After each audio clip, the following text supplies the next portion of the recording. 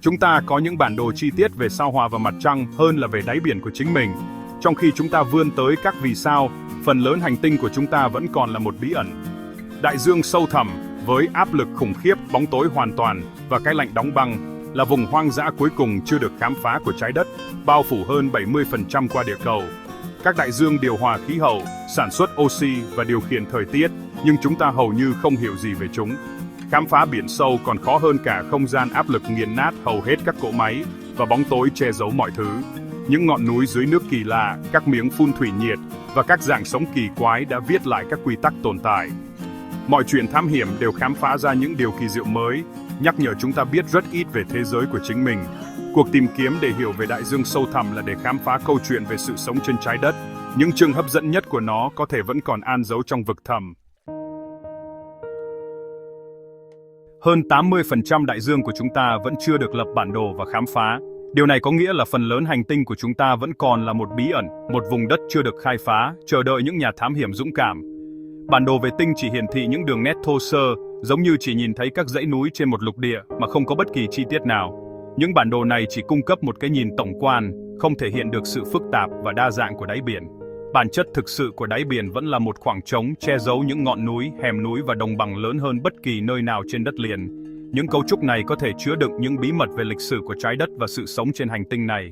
Các nhà khoa học nghi ngờ có những núi lửa cổ đại. Những ngọn núi lửa này có thể đã từng phun trào hàng triệu năm trước, tạo ra những cảnh quan kỳ vị dưới đáy biển.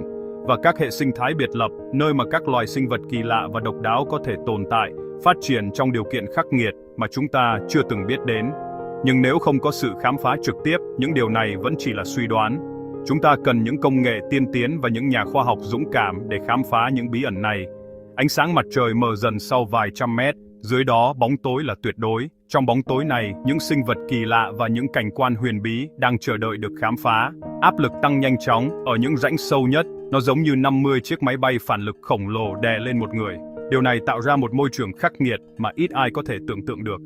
Khám phá những độ sâu này đòi hỏi các tàu lan được chế tạo từ vật liệu mạnh nhất, có khả năng chịu được áp lực khổng lồ và điều kiện khắc nghiệt của đáy biển. Và sonar tiên tiến để điều hướng. Sonar giúp chúng ta tạo ra những bản đồ chi tiết hơn về đáy biển, mở ra những cánh cửa mới cho sự khám phá.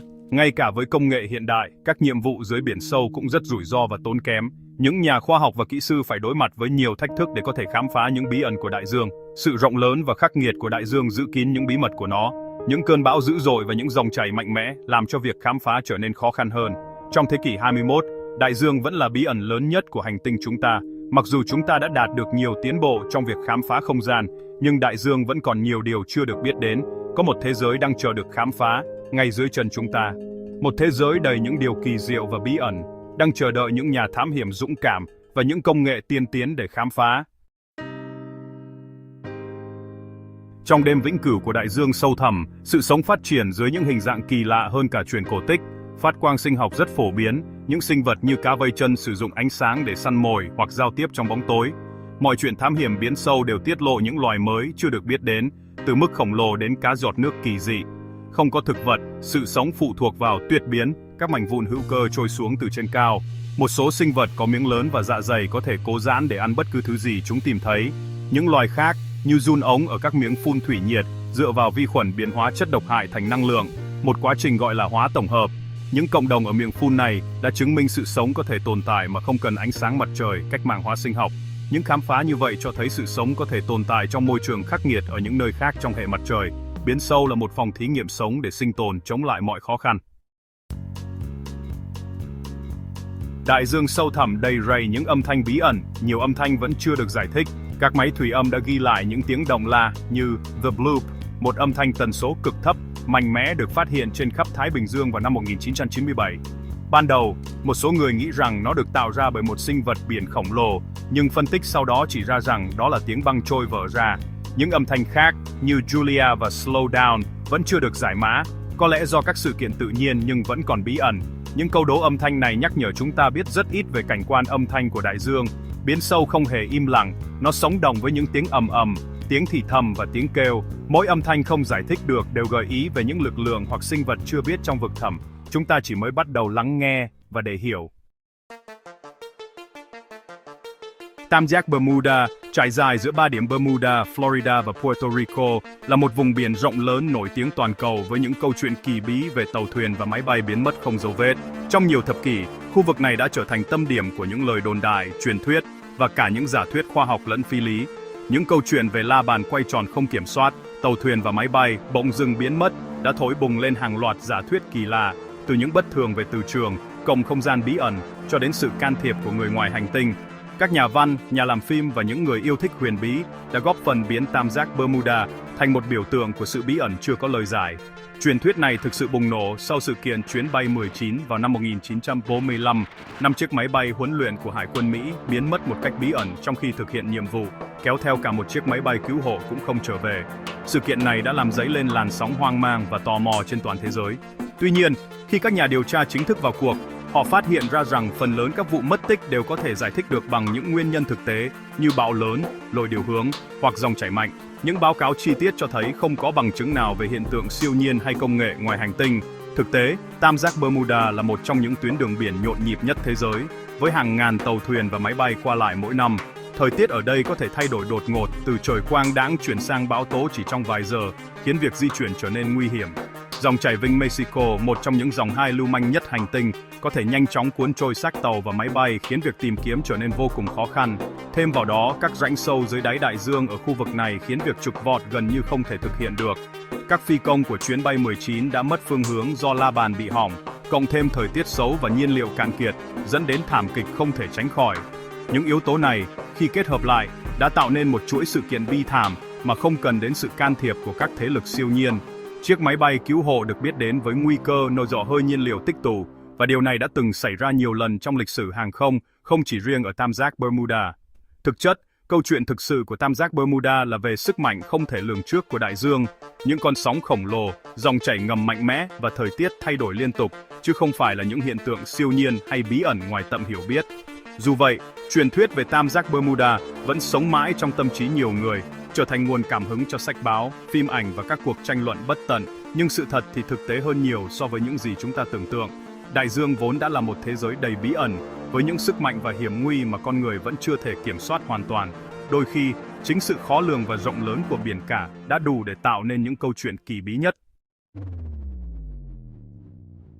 Gần 4 cây số dưới đáy bậc đại Tây Dương là tàu Titanic, con tàu đậm nổi tiếng nhất thế giới. Mất tích trong 73 năm, việc phát hiện ra nó vào năm 1985 là một chiến thắng của việc khám phá biển sâu. Xác tàu đang dần bị ăn mòn bởi vi khuẩn ăn kim loại, tạo thành reset ăn mòn thân tàu bằng thép. Trong vòng vài thập kỷ, Titanic có thể sụp đổ hoàn toàn, chỉ còn lại một vết bẩn và các mảnh vụn. Việc đến thăm địa điểm này rất nguy hiểm, đòi hỏi các tàu lặn đặc biệt để chịu được áp lực khủng khiếp. Titanic vừa là một đài tưởng niệm ám ảnh, vừa là một hệ sinh thái biển sâu. Sự phân hủy của nó cho thấy đại dương là năng động, không phải là một bảo tàng tỉnh. Xác tàu là một phòng thí nghiệm để nghiên cứu cách biển sâu đòi lại những gì chìm vào vương quốc của nó. Câu chuyện về Titanic là một lời nhắc nhở mạnh mẽ về những bí ẩn của đại dương và những thách thức trong việc khám phá chúng. Rãnh Mariana ở Thái Bình Dương là nơi sâu nhất trên trái đất, gần 11 cây số. Nếu núi Everest được thả xuống đó, đỉnh của nó vẫn sẽ bị nhấn chìm dưới hơn 2 cây số nước. Trong nhiều năm, các nhà khoa học nghĩ rằng không có gì có thể sống sót dưới áp lực và cái lạnh như vậy. Nhưng các cuộc thám hiểm đã tìm thấy sự sống cá ốc sên, động vật giáp xác khổng lồ và nhiều loài khác, tất cả đều thích nghi với môi trường khắc nghiệt. Sinh học của những sinh vật này chịu đựng được áp lực có thể nghiền nát bất cứ thứ gì từ bề mặt. Nghiên cứu chúng cho thấy giới hạn và khả năng phục hồi của sự sống. Chỉ một số ít người đã đến Challenger Deep.